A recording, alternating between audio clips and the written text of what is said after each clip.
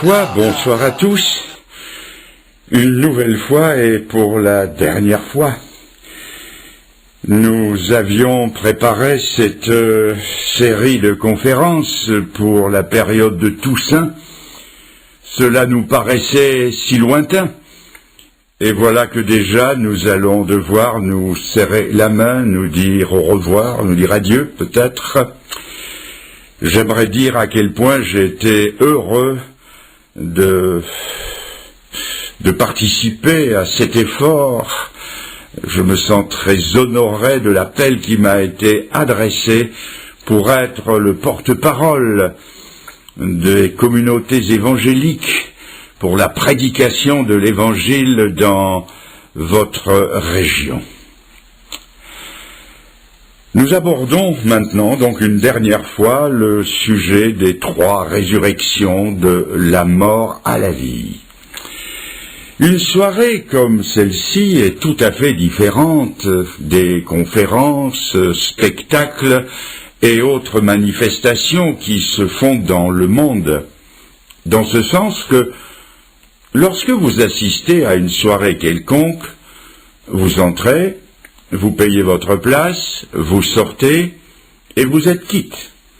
Ceux qui vont voir un match de football ou visitent un musée paient leur entrée, puis s'en vont et ils sont quittes. Tandis qu'à la fin de cette soirée, vous ne serez pas quitte. Non pas parce que l'entrée est gratuite et la sortie aussi, mais parce que l'Évangile implique, de la part de ceux qui l'entendent, une réponse, une décision, un engagement. Ce soir, au-delà de ma voix, vous entendrez une autre voix, plus subtile, plus profonde, qui parlera à votre conscience, à votre cœur. C'est la voix de Dieu. Vous allez être confrontés ce soir avec un appel de la part du Seigneur.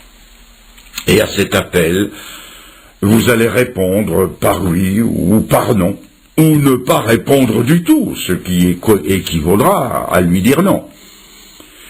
Et ce soir, dans les dernières minutes de la rencontre, je vous le dis au début pour que vous ne soyez pas surpris, nous aurons un moment de recueillement, un moment où nous allons faire un choix intérieur, car l'Évangile est essentiellement intérieur et personnel. Il faut se rappeler que le Seigneur Jésus a toujours appelé ses disciples publiquement. Et les premiers chrétiens, lorsqu'ils prêchaient l'Évangile, accompagnaient leur prédication d'une cérémonie de baptême public. Ils demandaient aux gens de s'avancer et de se faire plonger entièrement dans l'eau, d'après le sens étymologique du mot baptiser, qui veut dire plonger. Bien sûr que si je vous proposais le baptême ce soir, vous ne vous y prêteriez probablement pas. Je n'ai d'ailleurs pas d'eau à ma disposition. Mais il y a quand même une décision ouverte qui doit se prendre. Les soirs passés, j'ai offert une carte de décision à la sortie. J'ai demandé 1 minute de recueillement suivie d'une décision intérieure. Ce soir, je demanderai quelque chose d'autre. Pendant la minute de recueillement, je vous demanderai de faire le point dans votre vie.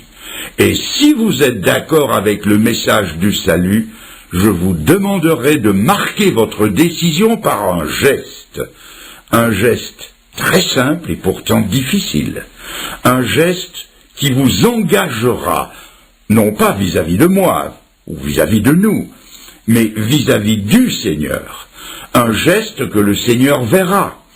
Ce sera de lever votre main 1 seconde, ce qui voudra dire « Seigneur, c'est d'accord, je me tourne vers toi. Aujourd'hui, je t'accepte comme mon sauveur personnel, et dans la main que tu me tends, je mets la mienne. » Ce geste, je serai à peu près le seul à le voir, et je vous recommanderai ensuite à la grâce du Seigneur dans la prière. Préparez-vous donc pour cette minute de décision et que le Seigneur vous aide. Ces soirs passés, nous avons lu 3 textes dans les évangiles, 3 récits qui nous ont parlé de 3 résurrections opérées par le Seigneur sur la personne d'une jeune fille, d'un jeune homme et de Lazare de Béthanie. Le premier soir, nous avons vu la mort physique et sa défaite. Le deuxième soir, nous avons vu la mort spirituelle et sa défaite. Hier après-midi, nous avons vu les obstacles à la vie. Et aujourd'hui, nous allons donner comme titre « Premier signe de vie ». Et tout cela, je le rappelle, sous le titre général de la mort à la vie, ou bien pompe funèbre aux endeuils, ou la Camarde à reculer. Relisons donc ces textes en prenant d'abord dans l'évangile de Luc au chapitre 7 et à partir du verset 13, j'ouvre la Bible là, le récit du jeune homme, fils de la veuve de Naïn. Jésus s'est approché du cortège en route pour le cimetière, l'a empêché d'aller plus loin, et il est écrit ceci: le Seigneur l'ayant vu, la mère du jeune homme, donc l'ayant vu, fut ému de compassion pour elle et lui dit: ne pleure pas. Il s'approcha et toucha le cercueil. Ceux qui le portaient s'arrêtèrent. Il dit au jeune homme: je te le dis, lève-toi. Et le mort s'assit et se mit à parler. Premier signe de vie, il s'assit et se mit à parler. Voyons le deuxième récit, celui de la fille de Jaïrus, chapitre 8 du même évangile, verset 52. Le Seigneur s'approche, et je lis que tous pleuraient et se lamentaient sur elle. Alors Jésus dit: ne pleurez pas, elle n'est pas morte, mais elle dort. Et il se moquait de lui, sachant qu'elle était morte. Mais il la saisit par la main et lui dit d'une voix forte: enfant, lève-toi. Et son esprit revint en elle, et à l'instant elle se leva, et Jésus ordonna qu'on lui donne à manger. Premier signe de vie, elle se lève et elle mange. Maintenant, dans l'évangile de Jean, au chapitre 11, nous avons le récit de la résurrection de Lazare, et au verset 43, on trouve le Seigneur devant le sépulcre. La pierre a été roulée, et je lis, ayant dit cela, il cria d'une voix forte: Lazare, sort! Et le mort sortit. Premier signe de vie, le mort sort du sépulcre. Ensuite, dans l'épître de l'apôtre Paul aux Colossiens, je lis au chapitre 3, le verset 1er. Si donc vous êtes ressuscité avec le Christ, c'est-à-dire si vous êtes converti, si vous êtes né de nouveau, si vous êtes sauvé donc, recherchez les choses d'en haut, où Christ est assis à la droite de Dieu. Affectionnez-vous aux choses d'en haut et non à celles qui sont sur la terre, car vous êtes morts et votre vie est cachée avec Christ en Dieu. Il ressort de la lecture de ces 3 récits que la personne du Seigneur Jésus est glorieuse. Il est indiscutablement le prince de la vie. Comme l'homme ne discute pas avec la mort ne discute pas avec le Fils de Dieu. Que Jésus-Christ prononce un seul mot et la mort se courbe et s'exécute sur le champ. La parole de Dieu dit qu'il met tous ses ennemis à ses pieds, et la mort ne fait pas exception. La mort elle-même doit rendre l'âme lorsque paraît le prince de la vie. Le Seigneur est ce qu'il a affirmé être. Il est la source de la vie, il est l'origine de la vie, il est celui à qui tout remonte, il est Dieu.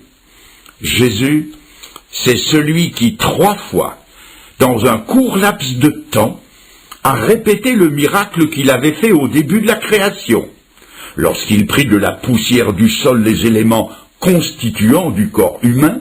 Il avait alors devant lui une enveloppe inanimée, et dans cette enveloppe, il souffla un esprit vivant. Le miracle s'est fait et l'homme se mit à vivre. Eh bien, 40 siècles plus tard, le Seigneur se retrouve devant 3 cas semblables et il refait le même miracle. Jésus-Christ est vraiment Dieu. En premier lieu, Il est bon de remarquer que lorsque le Seigneur a ressuscité ces trois personnes, il n'y a pas seulement eu vie, mais il y a eu signe de vie, d'après le titre de ce soir. Le jeune homme s'est assis, la jeune fille s'est levée, et Lazare est sorti. Ce qui veut dire que quand le Seigneur ressuscite quelqu'un, il ne l'appelle pas à une vie cataleptique, ou à la vie au ralenti des animaux qui hibernent, non. Quand Jésus ressuscite quelqu'un, il le fait pleinement. Et quand il sauve quelqu'un, il le fait aussi pleinement.